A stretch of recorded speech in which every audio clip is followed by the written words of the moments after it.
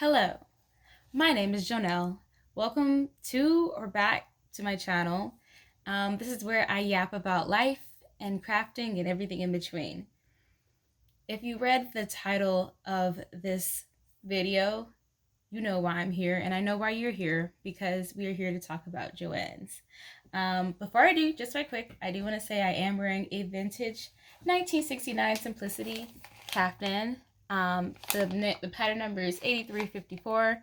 I made it with fabric that I got from a fabric swap, and these frogs closures were things that are harvested from an old kapow that I thrifted. So that also sets the mood for like how I shop when I am sourcing new fabrics.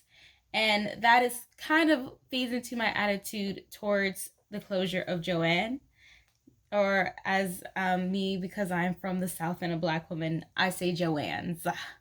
But as you guys know, I hope you know, because it's all over the news, people keep talking about it, is the fact that within 1 year, Joann Fabrics filed for bankruptcy twice, and they started selling. They wanted to sell the business, of course, so to whoever wanted to buy the business, and unfortunately, liquidators got a hold of Joann's, and now they are stripping the organization for parts. For some reason, people are optimistic that there's going to be some sort of revival, or that, this isn't the end for Joann's, but this is it. And there is a lot of misinformation going around, a lot of just foolishness that I'm seeing on social media. And I guess because I want to also make money beating the dead horse, I'm making a video about my journey with Joann's, why I believe it is closing, and things you can do that to get fabric after the stores close in May of 2025. So here's my background. If in case you want to like discredit me as someone as just an internet source, or you just don't want to hear what I gotta say, I'm not an expert on this, but I did study fashion merchandising in college, and our focus was on the retail apocalypse, as they called it back then. I think now it's the retail renaissance, because really people still want to shop.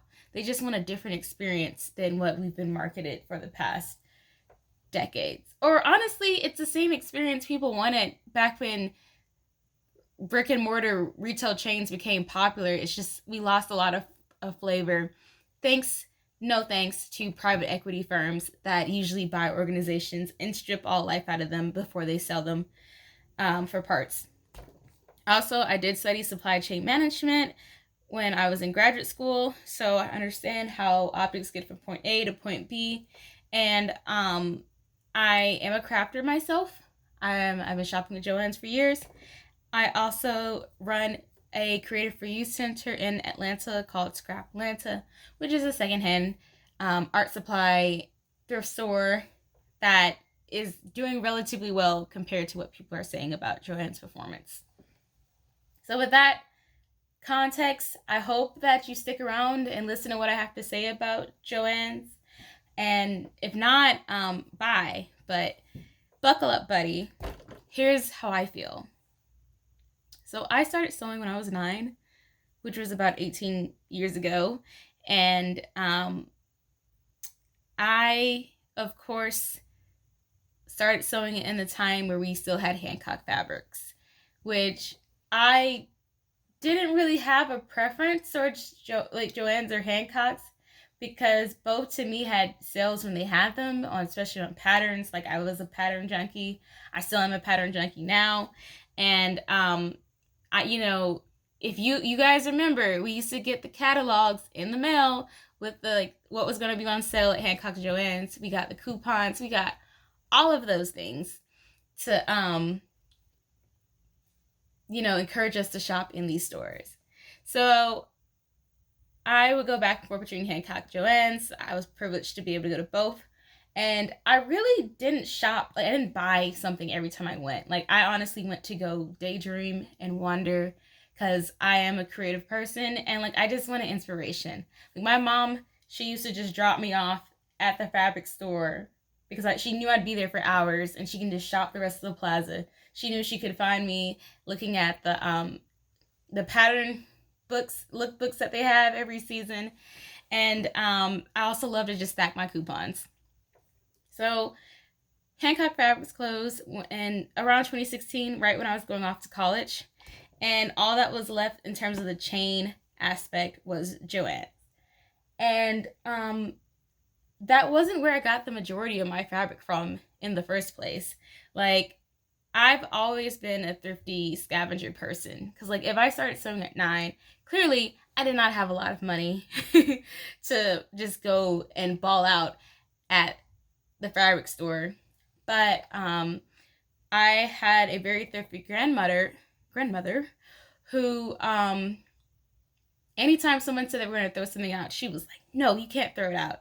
And one of the sisters in her congregation was elderly. She was going blind. And she was also losing her hearing. And she had a house full of fabric that she clearly couldn't use. And so when I was about 14 or 15, I got to like raid this lady's house and just get all this fabric.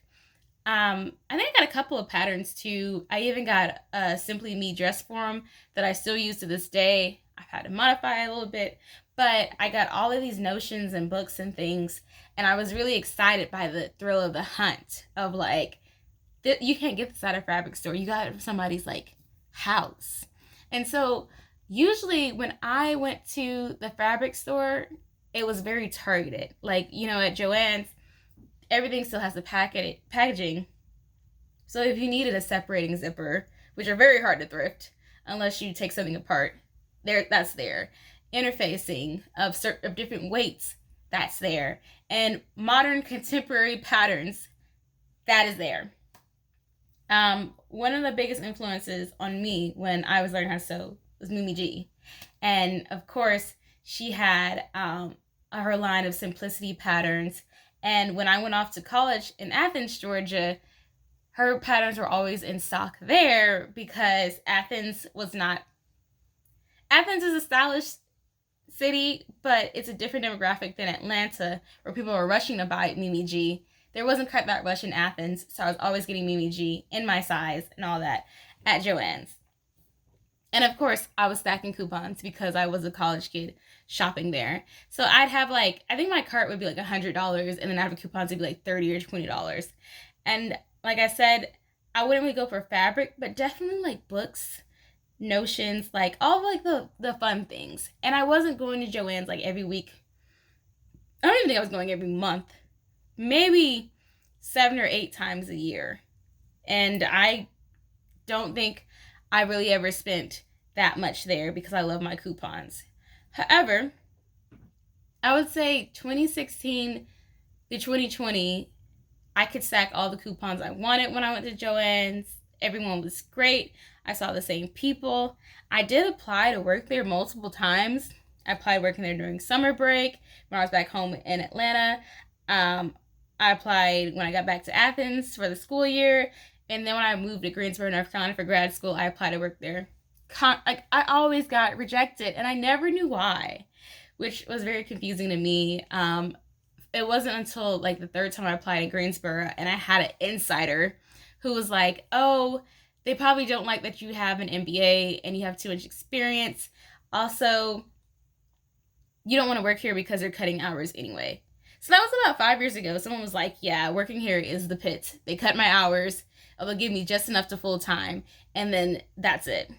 And if you were familiar with the staffing at Joann's, you remember like years ago, the stores used to be staffed. Like there'd be 2 or 3 people at the cutting table, 2 or 3 people at the register. Like it would be great. But in certain areas, it started to like dwindle. Like there was only 1 or 2 people in the store, and the Joann's are huge. Those are like 15 to 20,000 square foot stores, and you can't just have one person in there, especially like at the cutting booth when the store is busy. And so that was one thing that started to make me think that something was wrong. Also, the coupons. I'm telling you, there was a time Joann's let me stack coupons. They even let you take competitor coupons. You had the app, and I used to have cashiers who just scanned everything that was available to me on the app. Eventually, there were cashiers who were like, no, we're only scanning one. Or like they would look at me sideways for, pulling out my coupons. And like I said, I went to Joann's about 7 or 8 times a year. So I wasn't there every month. But it would be like, in March, they're scanning all these coupons. In September, they're only taking one. So, I didn't feel like I was gone for that long.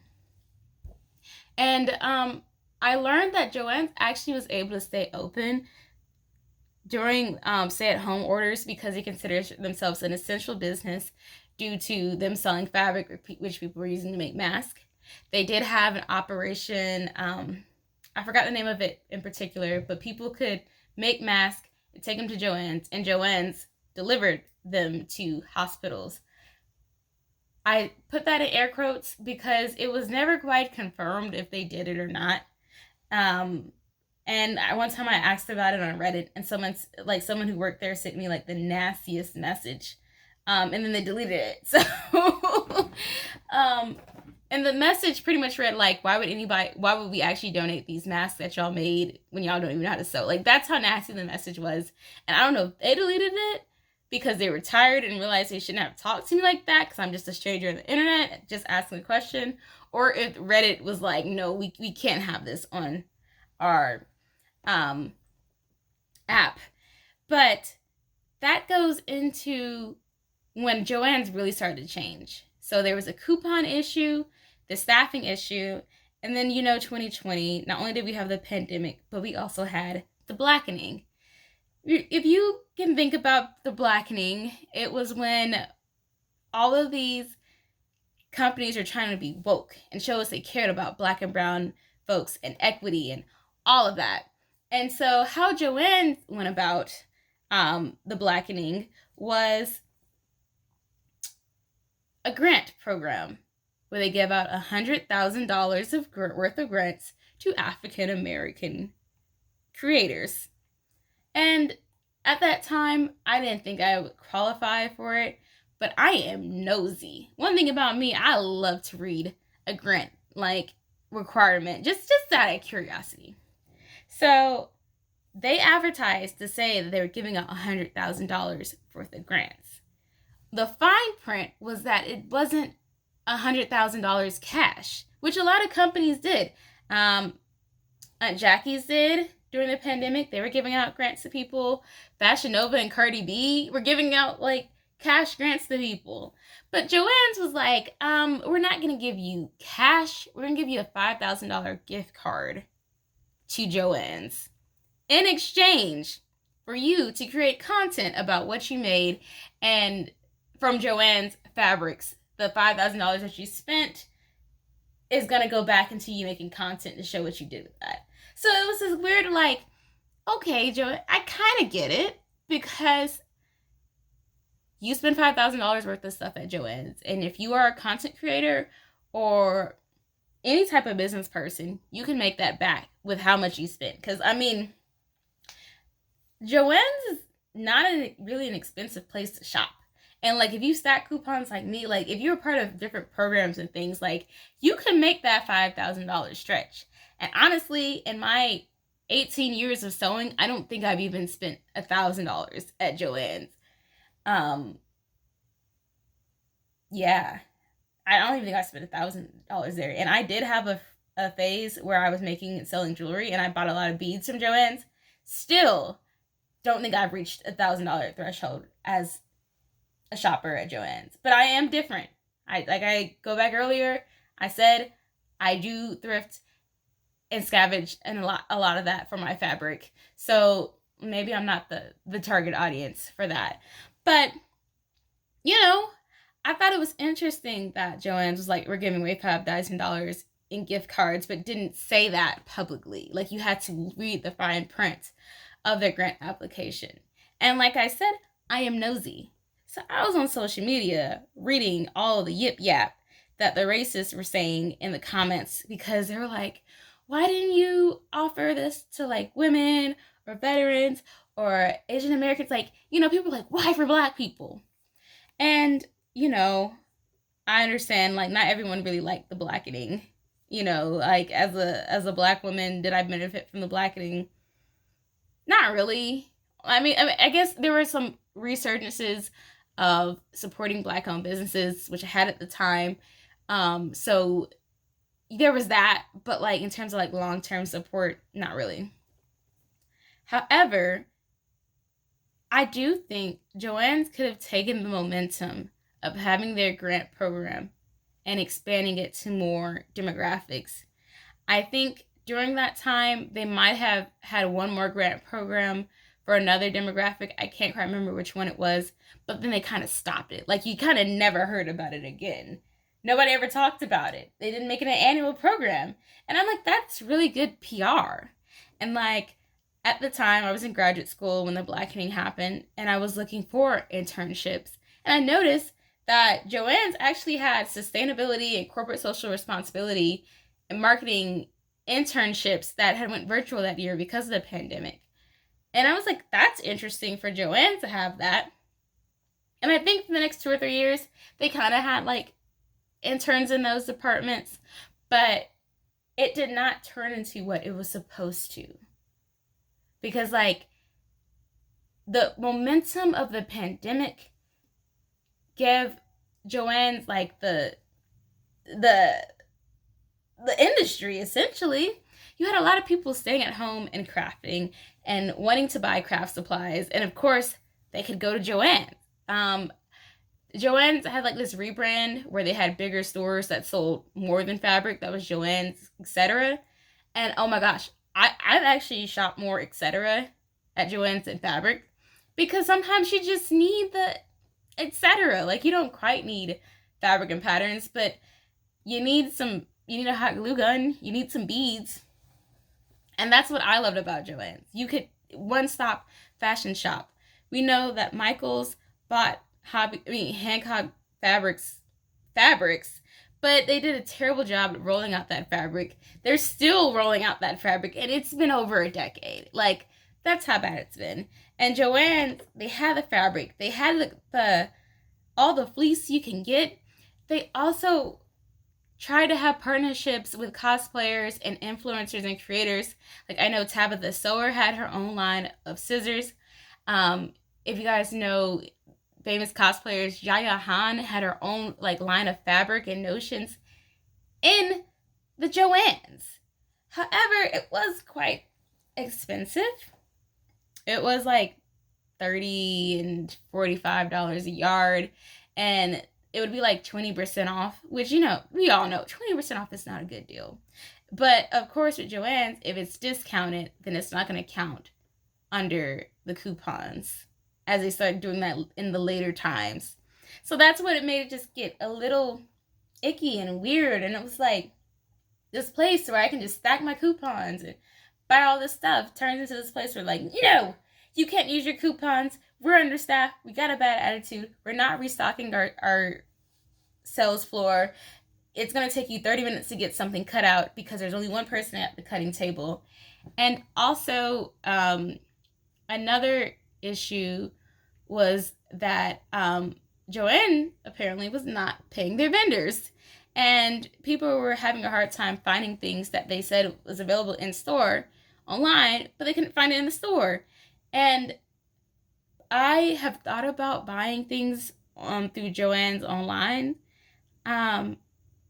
but it's like in my head I always talk myself out of it. Like, especially with Notions, I'm like, I can just go on Wawak. I have other resources than to just shop directly from Joann's.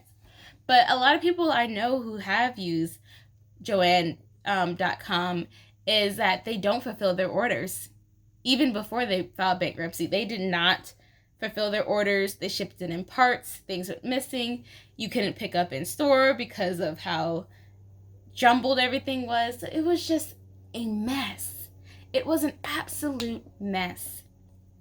And that's what makes me very sad about watching the downfall of Joann's. Because, like I said, they had the market. They had it. Like, everyone loved Joann's. They didn't have the Hobby Lobby reputation of like they still biblical artifacts and things like that. It was like, no, people were loving it. But somewhere Joann's went wrong. And, a lot of people are saying it's because they were bought out by a private equity firm that didn't care about the heart of the organization. And I agree, because I hate the fact that when Joann's filed bankruptcy the first time, they were like, oh, sales plummeted because nobody's crafting. The pandemic was a fluke. People don't craft like that anymore. And I'm looking around at the Creative for You Center movement, like, I think people are crafting. Like, if you're not familiar with Creative for You centers, they are secondhand art supply stores, and they are thriving. They are thriving, and they're growing. Like, since I started at Scraplanta, I think there's been probably about 7 or 8 in the Southeast that have opened up. Because, like, people are like, we have excess craft supplies. You have excess craft supplies? Let's open a store. And Joann's was all like, no, nobody's crafting. And I thought it was a really dumb excuse. Another thing about it is, what I was studying about the retail apocalypse is that these stores are becoming cookie cutter and generic. Who wants to go in store when the sales associates have no knowledge around what's being sold in the store? Like, there was a point in time with Joann Fabrics, everyone was so friendly and nice. Everybody knew how to sew. And they had the name cards that had the scissors that showed them how long they've been crafting and all of that. And they still have that, like, they still have that now, but it's not as many people. Those people are overworked and tired. So when you ask them a question, they're like, it's over there, get it. Versus, like, beforehand, where they're like, yeah, sure, I'll help you, buddy. Let me get you your fabric that you need for your cosplay. Like, it was a totally different vibe. And from what I'm reading online and in Reddit was that some of these stores weren't even being kept up. Like, lights were out, bathrooms were broken, things like that. And corporate would just left these stores out to rot, essentially. Essentially. And that's what kills the soul of a company. When the employees are too stressed to provide wonderful customer service, when they won't even care enough to restock the stores. Like, honestly, that's some $1.25 tree-ish. Like, if y'all have shopped in a $1.25 tree, you know exactly what I mean when there's just boxes and boxes of inventory that hasn't been merchandised yet, because it's just nobody cares. And the fact that Joann's had that's so sad.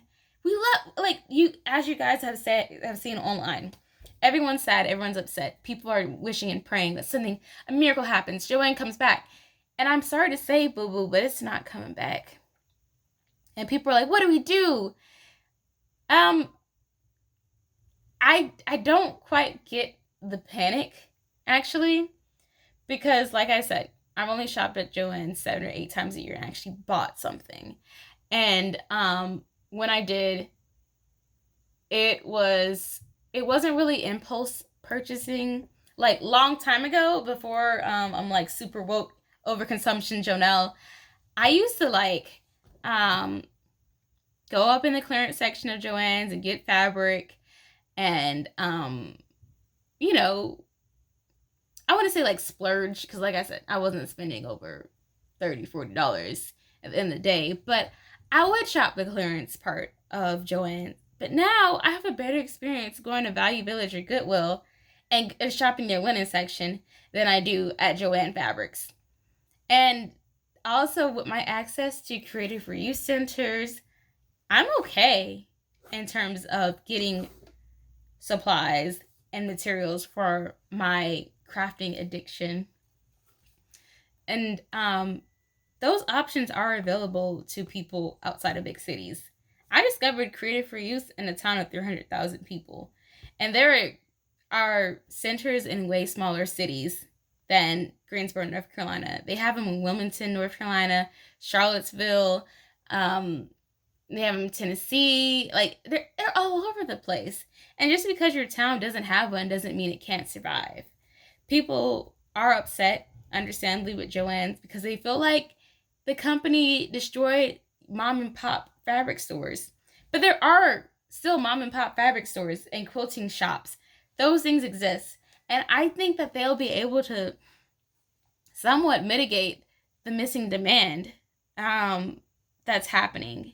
I don't know how soon they'll be able to do it. So, for example, like Pellin Interfacing has a large contract with Joann's, of course, because they can easily like make a lot and sell a lot through a nationwide retailer.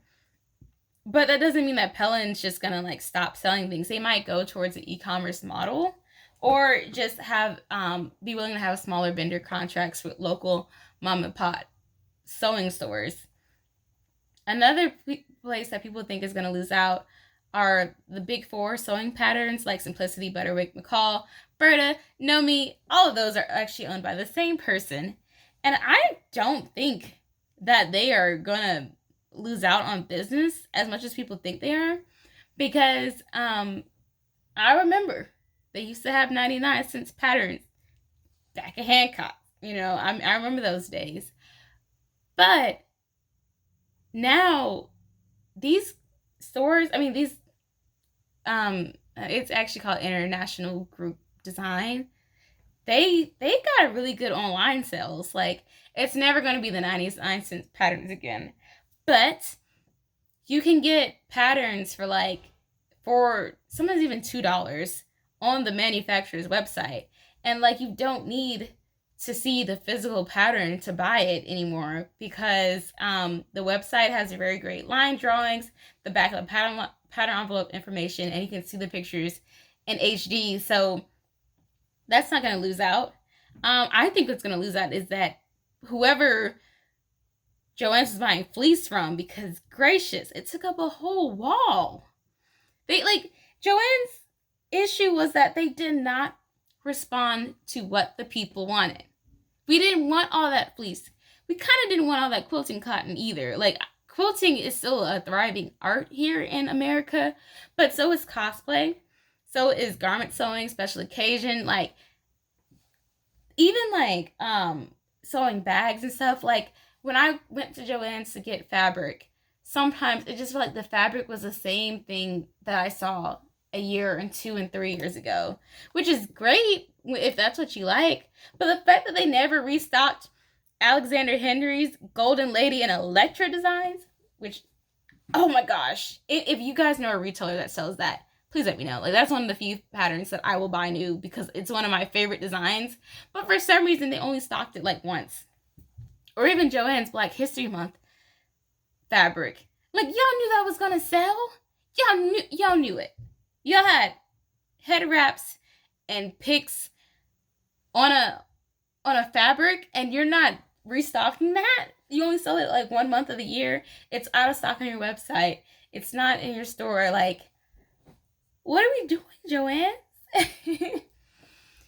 So that's what's been frustrating, is just watching this burn down, essentially. And everyone is panicked, and it's annoying because the stores aren't going to close until May. And they are trying to clear out the warehouses, so the stores are going to keep getting new inventory. And these liquidators are the same people who bought Big Lots. If you do not shop the Big Lots clearance sale, then let me tell y'all are in for a treat, honestly. The sales suck right now. It's 20% off. Then it's going to be 30, 40. Once it gets to 70% off and they are trying to get rid of things in that store, it's going to be glorious. It's going to be glorious. But that's not happening till the end of March. That's not happening till April. When they really are desperate to close the store and they start just selling bolts of fabric. If you want to stock up, that is the best time. That's the best time. I don't want to sit up here and promote people just buying so much stuff to the point where they can't pay their bills, where they don't have anywhere to store it. Don't buy that much fabric. are you really gonna sew that much? Like this closet back here, it has 1, 2, 3, 4, 5 plastic totes of fabric. And up top are my patterns. They're in like 5-inch binders, and I have 3 crates of them. My personal fabric supply needs to always fit in that closet. That's my goal. And I'm sticking to it. Like, I know that it looks kind of messy, but trust me, all of that will fit in the closet, like when I'm not being a messy crafter. But I don't need rooms and rooms full of fabric. Like, and you don't need rooms and rooms full of fabric. Even if you do sew as if you sew as a business and you see your business is doing that well, fine. You might need 1 or 2 rooms of fabric. But at the end of the day, like, you have options. If you know what type of fabrics you like, take a picture of the selvage. The selvage has information on the fabric. Like, people are like, I don't know. I can't tell the drape, and I don't know what type of fabric this is. You can burn test. It might seem a little like, oh, I'm burning fabric. You don't need to burn an entire, like, yard. You just burn a little bit. If it just ashes, then it's a natural fiber like cotton or silk. Or if the fabric kind of like melts and it burns, then that's a synthetic fiber. And there's other tests that you can do at home with your fabric to see, like, what is it good for. But also, if you don't know different fabric properties, don't just buy a bunch of fabric at Joann's because, like, this fabric's cute. Don't do that. Don't do that, period. No. Make sure you know your fibers, okay? I know you can't burn fibers in the store, but that's when you take the time to read the bolt to see what it says. I can't remember if Joann's does this, but I think the bolts have the usage. So to say if it's for garment sewing, to say it's for active wear, things like that. Take a little bit of the fabric, see which way it stretches. If it stretches on the bias, or lengthwise or widthwise, or all, 4-way or 2-way stretch. And just, don't doubt yourself. Like, when you are shopping for fabric online, you can also see if it's 2 or 4-way stretch, if it's synthetic, like the fiber content, like, understand what that means. So yeah, the issue is when you shop online, the colors might differ from, seeing it under different lights. But don't rule out shopping online if you really, really love sewing. Because what pissed me off was I read some posts where people were like, if Joann's is closing, I'm going to be discouraged from crafting. Like, you weren't a crafter in the first place. I'm sorry to break it to you. Like, you were not a crafter. If Joann Fabric closing is what stops you from crafting, like I said earlier, if you don't have a Goodwill or a Value Village or somewhere that sells linens, somewhere that, like, a thrift store near you, even, I hate to say it, but Walmart has fabric. Like, crafters are some of the savviest problem solvers I've ever met. They gonna find a way to make a way. You can get sewing tools from the hardware store. You can, like, source fabric from not just the thrift store, but even from, like, regular stores. Like I said, you can get the linen.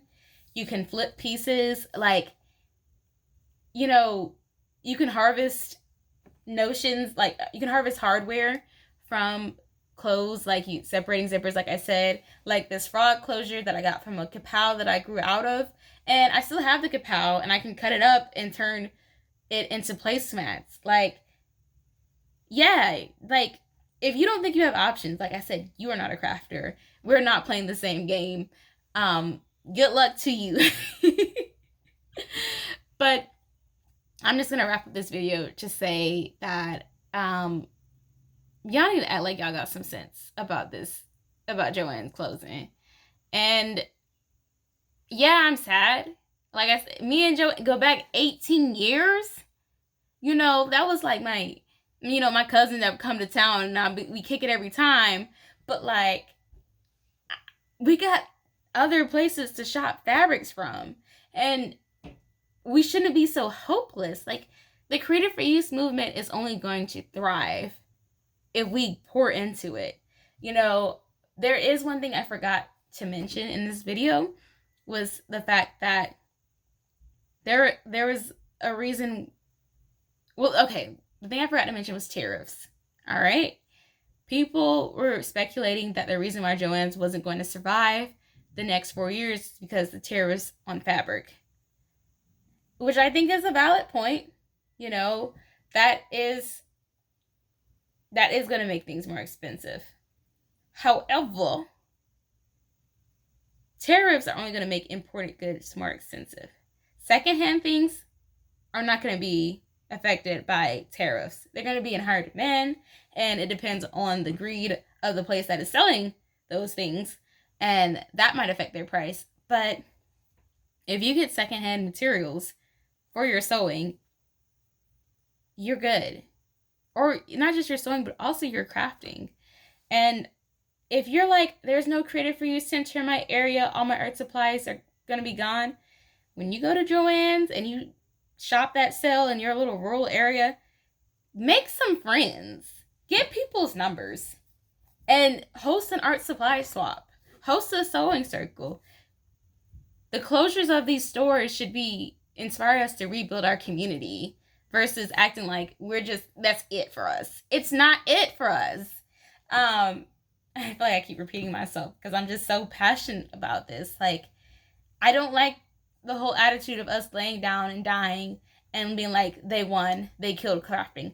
No, they didn't. Crafting is alive and well. It is a resilient and ever-changing revolutionary act that we have to keep alive. That we do that through art supply thrift stores, thrifting, and scavenging. Like, fabric is still going to be around in America. Scissors, pins, and needles. Like, you know, sewing doesn't have to be an expensive hobby. And people are like saying that Joann's was the cheapest place to get materials. And as someone who's been sewing since they were 9 and only had like $5 to their names when they started, no, it's not. You got options. And please use them. Please, like, you know, but also don't be stupid. There's going to be a lot of fabric on Facebook Marketplace. Just y'all wait. Poshmark's going to have it. Depop, eBay, Etsy, all these places are going to have fabric on it. Be smart.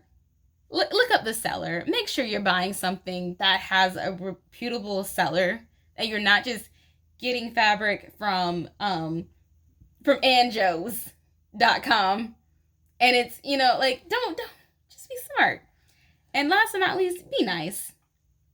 Be nice to these people who are working at Joann, because their job is ending right before their eyes. And they are on their feet all day cutting fabric because everyone's so excited to buy this discounted fabric. They're exhausted. Be nice to them. You don't got to bring them cookies and candy. You can if you want to. But, like, don't be coming up to them being like, when's the store closing? Or, like, just say, don't be stupid with them. Like, you know when the store is closing. You know when the store is closing. There's articles about it everywhere. You know the store is closing because there's going out of business signs on the window. And, like, the reason why I'm just like, be nice to these people, because this is a reminder that no job is safe.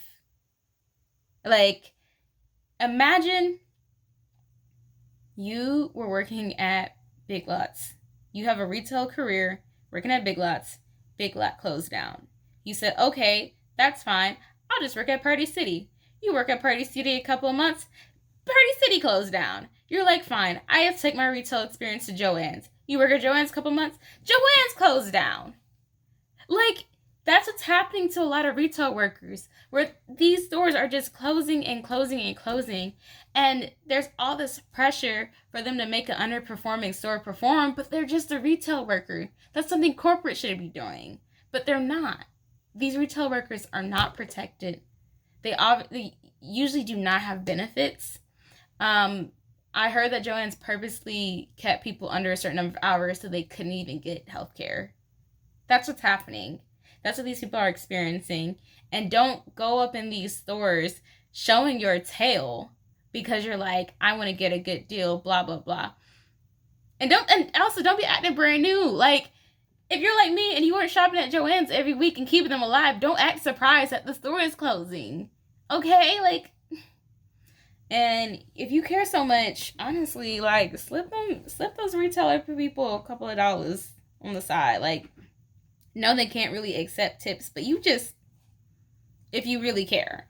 If you don't, stop it out of the theater and just buy the discount fabric and go. Like, let's be real, okay? But that's my rant. I appreciate you guys for listening to me. I usually make videos about me sewing and what I like to sew and things I'm experiencing in life. And like I said, I'm experiencing Joann's closing just like y'all. And I'm reading the same articles y'all are reading with the same information. And I just have a slightly different attitude towards it because this is just my life. So thank you guys for your time and have a wonderful day, week, month, year. Joann's fabric clearance buying party if you want that. Bye.